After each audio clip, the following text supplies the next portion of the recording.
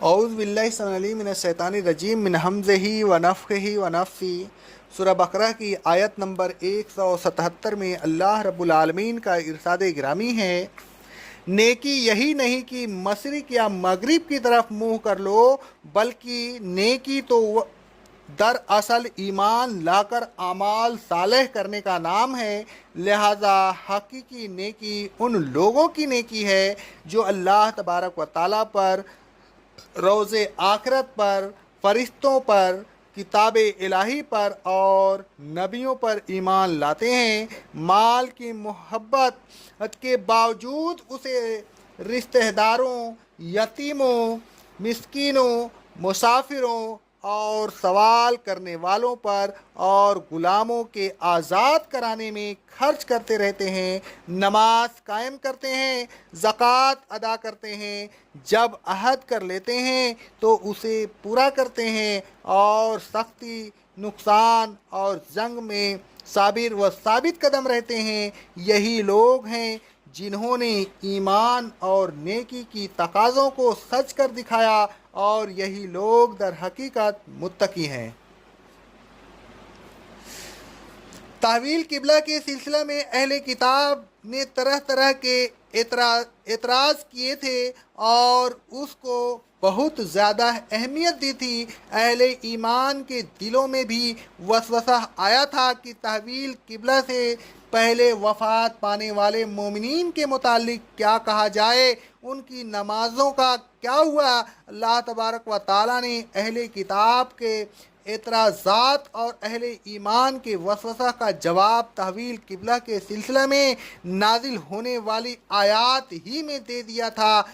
تفصیل کے لیے سورہ بقرہ کی آیت نمبر 142 میں سے لے کر 151 کی تفسیر میں بیان کیا جا چکا ہے۔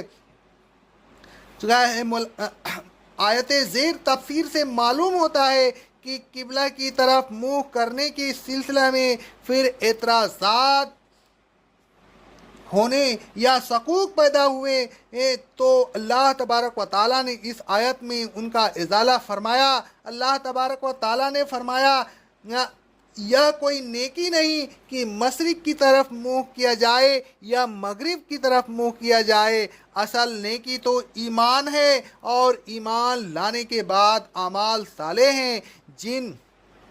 جب مسجد اقصی کی طرف منہ کرنے کا حکم دیا تو اس حکم کی تعمیل نیکی تھی، اور جب مسجد حرام کی طرف منہ کرنے کا حکم دیا تو اب اس حکم کی تعمیل نیکی ہے۔ یعنی محض کسی خاص سمت میں منہ کر لینا نیکی نہیں، بلکہ اللہ تبارک و تعالیٰ پر ایمان لا کر اس کے حکم کی تعمیل کرنا نیکی ہے۔ جب تک ایمان صحیح نہ ہو اس وقت تک کوئی نیکی قبول نہیں ہوتی، اور جب ایمان صحیح ہو جائے تو پھر تمام نیکیاں فائدہ دیتی ہیں۔ جو لوگ ایمان نہیں لاتے وہ کسی خاص طرف منہ کرنے پر ناز نہ کریں، اور جو ایمان لے آئے ہیں وہ بھی محض قبلہ کی طرف منہ کرنے پر نہ اترا جائیں، بلکہ وہ نیکیاں کریں جن کا کرنا بہت اہم ہے۔ مثلاً ایمان سے مراد اللہ تبارک و تعالیٰ پر، قیامت پر، فرشتوں پر، اللہ تبارک و تعالیٰ کی کتابوں پر اور اس کے نبیوں پر ایمان لانا ہے۔ رسول اللہ صلی اللہ علیہ وسلم فرماتے ہیں، صحیح بخاری اور صحیح مسلم کی حدیث ہے، ایمان یہ ہے کہ تم اللہ پر، اس کے فرشتوں پر، اس کی کتابوں پر، اس کے ملاقات پر، اس کے رسولوں پر اور دوبارہ زندہ ہونے پر ایمان لاؤ۔ ایمان کے بعد اللہ تبارک و تعالیٰ نے جس نیکی کا ذکر کیا وہ حقوق کی ذیل میں آتی ہے۔ گویا حقوق الباد کی ادائیگی بہت اہم نیکیوں میں سے ہے۔ اللہ تبارک و تعالیٰ نے جو مال اہل ایمان کو دیا ہے اس میں اللہ تبارک و تعالیٰ کے حقوق کے علاوہ بندوں کے بھی حقوق ہیں، اور ان کی ادائیگی بہت ضروری ہے۔ بندوں کے حقوق کی ادائیگی اور ان کے ساتھ حسن سلوک پر اللہ تبارک و تعالیٰ نے بار بار زور دیا ہے۔ اللہ تبارک و تعالیٰ فرماتا ہے سورہ بنی اسرائیل کی آیت نمبر 26 میں، رشتہ دار کو، محتاج کو، مسافر کو ان کا حق ادا کرو۔ اس آیت سے معلوم ہوا کہ ہر مسلم پر زکوٰۃ کے علاوہ یہ بھی فرض ہے کہ رشتہ دار، محتاج، مسافر وغیرہ پر اپنا مال خرچ کرے۔ زکوٰۃ تو حکومت لے لیتی ہے، جیسا کہ اللہ تبارک و تعالیٰ کا ارشاد گرامی ہے سورہ توبہ کی آیت نمبر 103 میں اللہ رب العالمین فرماتا ہے، اے رسول صلی اللہ علیہ وسلم، ان کی اموال میں سے صدقہ لے لیا کیجئے تاکہ اس کے ذریعہ آپ ان کو پاک اور متقی بنائیں۔ زکوٰۃ دینے کے بعد بھی مسلمین کو حکم ہے کہ وہ اقربا، محتاج وغیرہ پر اپنا مال خرچ کریں اور یہ نہ سمجھیں کہ زکوٰۃ ادا کرنے کے بعد وہ مال کے سلسلہ میں اپنے فرائض کی ادائیگی سے سبق دوش ہو گئے۔ اللہ تبارک و تعالیٰ فرماتا ہے سورہ نساء کی آیت نمبر 36 میں، اللہ کی عبادت کرو اور اس کے ساتھ ذرا سا بھی شرک نہ کرو، اور والدین، رشتہ دار، یتیم، مسافر، رشتہ دار، پڑوسی، اجنبی پڑوسی، ہم نشین، مسافر اور لونڈی غلاموں کے ساتھ حسن سلوک کرتے رہا کرو۔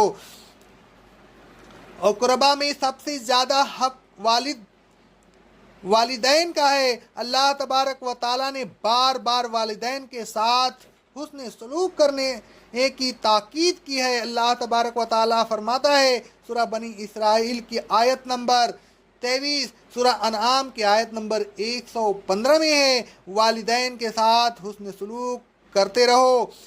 اور آگے اللہ رب العالمین فرماتا ہے سورہ احقاف کی آیت نمبر 15 میں، ہم نے انسان کو والدین کے ساتھ حسن سلوک کرنے کا حکم دیا ہے۔ حضرت عبداللہ بن مسعود رضی اللہ تعالیٰ عنہ فرماتے ہیں، صحیح بخاری کی حدیث ہے، میں نے نبی کریم صلی اللہ علیہ وسلم سے پوچھا کون سا عمل اللہ کو سب سے زیادہ محبوب ہے؟ رسول اللہ صلی اللہ علیہ وسلم نے فرمایا، نماز اس کے وقت پر پڑھنا۔ میں نے پوچھا پھر کون سا عمل؟ فرمایا والدین کے ساتھ نیکی کرنا۔ میں نے پوچھا پھر کون سا عمل؟ رسول اللہ صلی اللہ علیہ وسلم نے فرمایا اللہ کے راستہ میں جہاد کرنا۔ حضرت ابو ہریرہ رضی اللہ تعالیٰ عنہ کہتے ہیں، صحیح بخاری اور صحیح مسلم کی حدیث ہے، ایک شخص رسول اللہ صلی اللہ علیہ وسلم کی خدمت اقدس میں حاضر ہوا۔ اس نے کہا، اے اللہ کے رسول صلی اللہ علیہ وسلم، میرے حسن سلوک کا سب سے زیادہ حقدار کون ہے؟ رسول اللہ صلی اللہ علیہ وسلم نے فرمایا تمہاری ماں۔ اس نے پوچھا پھر کون؟ رسول اللہ صلی اللہ علیہ وسلم نے فرمایا تمہاری ماں۔ اس نے پوچھا پھر کون؟ رسول اللہ صلی اللہ علیہ وسلم نے فرمایا تمہاری ماں۔ اس نے پوچھا پھر کون؟ رسول اللہ صلی اللہ علیہ وسلم نے پھر فرمایا تمہارا باپ۔ یعنی کہ چوتھی مرتبہ میں اللہ رب العالمین نے باپ کا ذکر کیا۔ حضرت عبداللہ بن عمر رضی اللہ تعالیٰ عنہ کہتے ہیں، صحیح بخاری اور صحیح مسلم کی حدیث ہے، ایک شخص نے رسول اللہ صلی اللہ علیہ وسلم سے پوچھا کیا میں جہاد کروں؟ رسول اللہ صلی اللہ علیہ وسلم نے فرمایا کیا تمہارے ماں باپ زندہ ہیں؟ اس نے کہا جی ہاں۔ رسول اللہ صلی اللہ علیہ وسلم نے فرمایا انہی دونوں میں جہاد کرو، یعنی ان کے ساتھ حسن سلوک اور ان کی خدمت کرتے رہو۔ رسول اللہ صلی اللہ علیہ وسلم فرماتے ہیں، صحیح مسلم کی حدیث ہے، ناک خاک آلودہ ہوں، پھر ناک خاک آلودہ ہوں، پھر ناک خاک آلودہ ہوں۔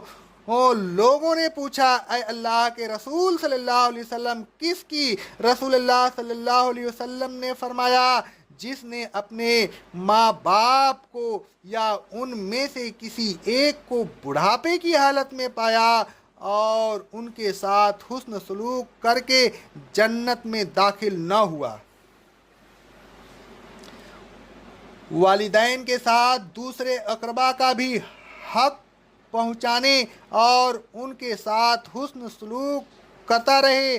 حضرت ابو ہریرہ رضی اللہ تعالیٰ عنہ فرماتے ہیں، صحیح مسلم کی حدیث ہے، ایک شخص نے کہا، اے اللہ کے رسول صلی اللہ علیہ وسلم، میرے حسن محبت کا کون سب سے زیادہ حقدار ہے؟ رسول اللہ صلی اللہ علیہ وسلم نے فرمایا، تمہاری ماں، پھر تمہاری ماں، پھر تمہاری ماں، پھر تمہارا باپ، پھر جو رشتہ میں سب سے زیادہ قریب ہو، پھر جو سب سے زیادہ قریب ہو۔ اقربا کے بعد اللہ تبارک و تعالیٰ نے یتیموں کے ساتھ حسن سلوک کرنے کا ذکر فرمایا۔ رسول اللہ صلی اللہ علیہ وسلم فرماتے ہیں، صحیح مسلم کی حدیث ہے اور صحیح بخاری کی حدیث ہے، میں اور یتیم کی کفالت کرنے والا جنت میں اس طرح ہوں گے۔ آپ نے شہادت کی انگلی کو وہ بیچ کی انگلی کی طرف اشارہ کیا، یعنی جس طرح یہ دونوں انگلیاں قریب قریب ہیں، اسی طرح میں اور یتیم کی کفالت کرنے والا قریب قریب ہوں گے۔ اقول قولی ھذا، استغفر اللہ، استغفر اللہ، استغفر اللہ۔